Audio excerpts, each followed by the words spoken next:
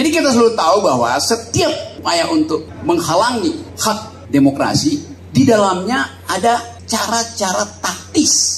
Anies adalah korban dari kelicikan. Mahkamah Konstitusi adalah pelaku kelicikan. Sekarang orang berupaya untuk memuji-muji, misalnya Mahkamah Konstitusi kan masih ada dissenting opinion, jadi tidak betul direkayasa. Buktinya Saldi Isra masih ngoceh. Anda baca kan Saldi Isra? Nah, Saldi Isra udah ngoceh dari 5 tahun lalu. Setiap kali dia bikin dissenting opinion, tapi setiap kali skornya ada 5-4, 6-3. Artinya apa? Artinya Saldi Isra diumpankan di situ untuk seolah-olah masyarakat anggap bahwa nggak ada rekayasa karena ada dissenting opinion dari Saldi Isra. Konyol. Kita mesti lakukan radical break. Ada terobosan, diperlukan terobosan. Terobosan itu hanya tapi yang ditutup di bumi bisa dibuka di langit. Mantap. Dibuka di langit maksudnya dibuka oleh kekuatan teknologi yang namanya cloud. Karena itu percakapan di cloud tentang Anies lebih banyak daripada percakapan di koran-koran yang dikuasai negara. Jadi kita selalu tahu bahwa setiap upaya untuk menghalangi hak demokrasi, di dalamnya ada cara-cara taktis. Anies adalah korban dari kelicikan. Mahkamah Konstitusi adalah pelaku kelicikan. Kenapa enggak? Ya, mahkamah keluarga. Bahkan saya mau sebut bukan mahkamah keluarga, keluarga.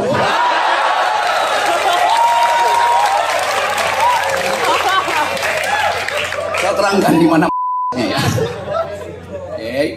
Bayangkan, ada seorang bocah menelpon paman, enggak. Ada seorang bocah menelpon suami dari tantenya. Saya nggak bilang paman. Supaya abangnya bisa jadi wakil presiden atas perintah bapaknya.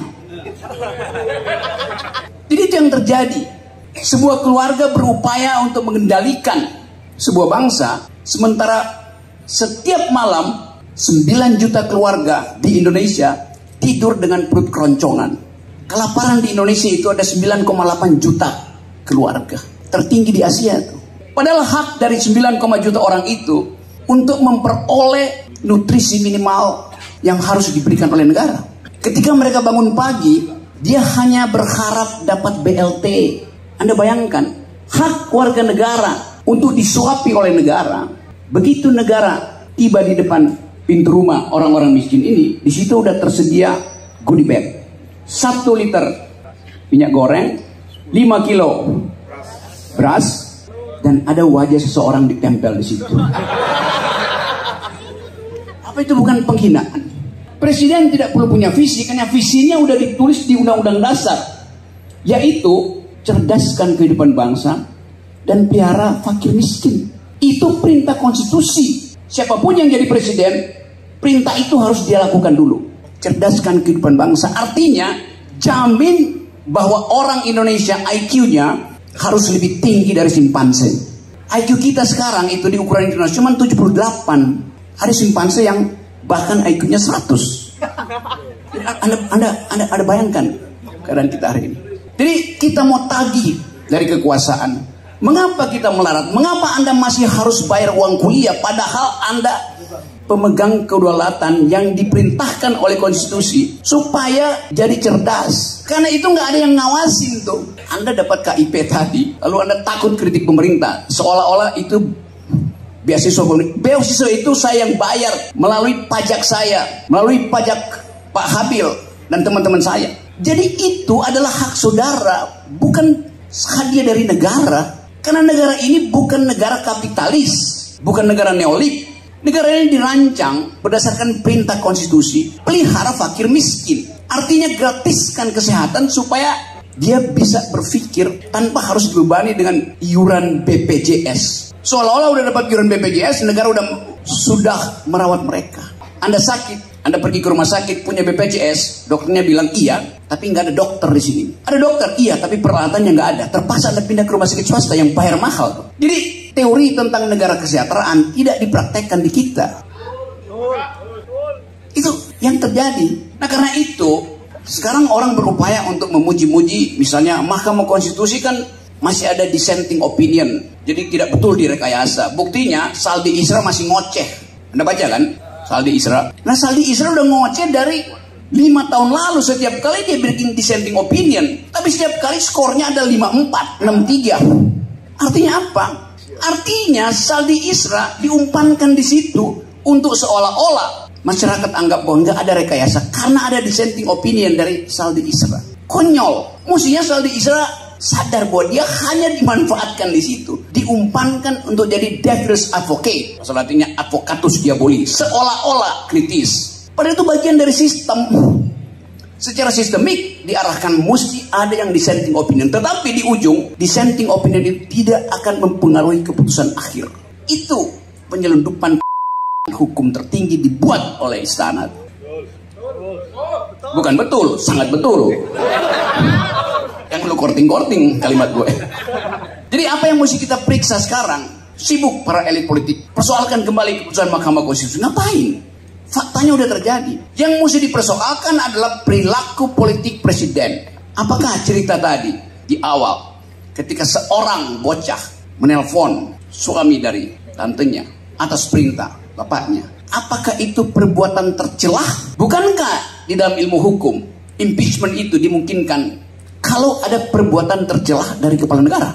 Sekarang coba Anda kumpulkan berapa banyak perbuatan tercelah yang dibuat oleh Jokowi. Rempang itu perbuatan tercelah. Mengakali omnibus law dengan menjadikan dia perpu, itu ada perbuatan tercela. Kan banyak betul perbuatan tercela. Jokowi intervensi dalam banyak kongres partai politik, itu perbuatan tercela. Jadi teman-teman mahasiswa hukum, lakukan class action, nuntut bahwa dia sudah cukup bukti untuk diimpeach. Bukan karena kita dendam, tapi itu faktanya tuh. Kenapa 2 mahasiswa dari Solo bisa minta judicial review? Kenapa kalian tidak bisa presiden diimpeach? Lebih tinggi moralnya kalian. Coba lakukan itu. Kita mesti lakukan radical break. Ada terobosan, diperlukan terobosan. Terobosan itu hanya datang dari pikiran intelektual, bukan datang dari pikiran finansial. Jadi, saudara-saudara, silahkan pikirkan bahwa ada peluang untuk mengimpeach presiden. Bukan saya komporin, faktanya begitu, ada di dalam konstitusi. Disebutkan dengan jelas, presiden bisa dijatuhkan bila dia melakukan perbuatan tercelah. Saya rumuskan tadi, periksa secara serius. Supaya ada pembelajaran pada kita bahwa kita tidak diam melihat yang bisa berlanjut. Itu pegangan saya.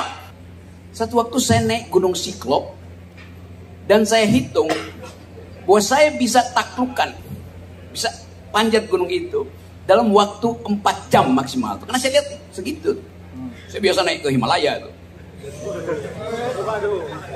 Ya saya anggap 4 jam. Yang terjadi apa? Saya mesti butuh waktu 15-16 jam untuk tiba di puncak. Kenapa begitu? Karena ternyata nggak ada jalan di situ. Mesti merangkak di akar-akar rotan.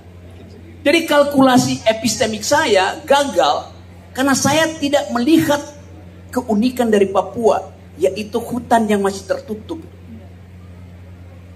16 jam baru nyampe. Udah gak ada makanan. Di atas Papua, di atas Gunung Siklop itu, saya menemukan sesuatu yang unik. Itu 2 hari lagi, itu malam Natal di Papua. Lalu teman-teman anak muda Papua ajak saya untuk beribadah di gunung itu. Yang datang adalah Kristen, ada Muslim. Doa Natal itu dibacakan oleh seorang Muslim perempuan dari Jawa. Jadi Anda bayangkan pengetahuan saya itu mendasar tentang Bapak. Ada toleransi di situ. Dan itu menunjukkan bahwa ada kesepakatan untuk menganggap bahwa kehidupan kita harus dirawat dengan saling menghormati keyakinan. Sekarang Papua jadi hotspot internasional. Karena sangat mungkin Indonesia mengalami instabilitas dimulai dari Papua. Kenapa? Karena Papua itu ada di dalam kondisi hak asasi manusia yang parah, makin lama makin parah. Anda bayangkan kalau terjadi krisis politik di kawasan Pasifik, Papua akan jadi tempat pertama intelijen militer Amerika beroperasi karena di situ ada tambang emas mereka, ada Freeport. Itu yang menerangkan mengapa Amerika bisa memaksa Port Moresby, Papua Nugini, sehingga sekarang pelabuhan udara dan pelabuhan laut Papua Nugini boleh didarati oleh pesawat-pesawat Amerika yang hanya butuh kira-kira 1 jam untuk ke Papua. Jadi Anda bayangkan kalau terjadi krisis politik dan Indonesia diminta untuk menentukan sikap, proksi Amerika atau proksi Cina. Kalau kita bilang nggak menjawab pun itu dianggap, bagi Amerika kalau ada pertanyaan itu Indonesia nggak menjawab artinya Indonesia proksi Cina. Maka dimulailah kasak-kusuk diplomasi di Papua misalnya. Eskalasi pelanggaran HAM dinaikkan, maka ada alasan Amerika untuk mengatakan perlu intervensi humanitarian di Papua yang sekarang terus-menerus jadi sinyal internasional tentang pelanggaran HAM. Apa artinya intervensi humanitarian intervention? Ini ada anak-anak HI. Artinya ada hak Amerika untuk mengatakan bahwa demi kemanusiaan tidak boleh ada yang menghalangi bantuan internasional masuk ke Papua.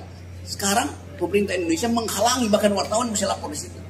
Kalau itu terjadi dan Amerika bilang, oke, kita terapkan no-fly zone di atas Papua, gak boleh ada satu pesawat mendarat di situ, mendarat ditembak.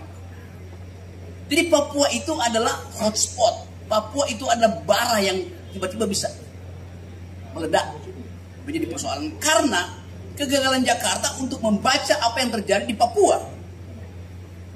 Anak-anak Papua itu lebih cepat mengetahui apa yang terjadi karena mereka langsung dapat informasi dari hutan. Informasi itu dikirim lewat handphone, jadi paper di New York, jadi paper di London. Lalu timbul semacam uraian akademis pelanggaran masif sistematis dari pemerintah Indonesia. Ini permainan diplomasi itu. Jadi kita lagi bicara tentang ketegangan politik di Indonesia. Karena mungkin sekali pemilu itu jadi kacau. Jadi tetap aja ada usaha untuk mencari celah supaya pemilu itu bisa dikendalikan oleh istana. Kalau nggak terjadi. Dan kecurangan di Papua misalnya dimulai di hari pertama pemilu. Karena kita tidak tahu bagaimana Papua itu jadi mainan politisi Jakarta. Lalu itu jadi isu internasional. Maka instabilitas bisa dimulai dari Papua. Nah, maka tadi Esi, menurut kamu pengetahuan saya tentang Papua cukup apa enggak? Sangat cukup. Terima kasih.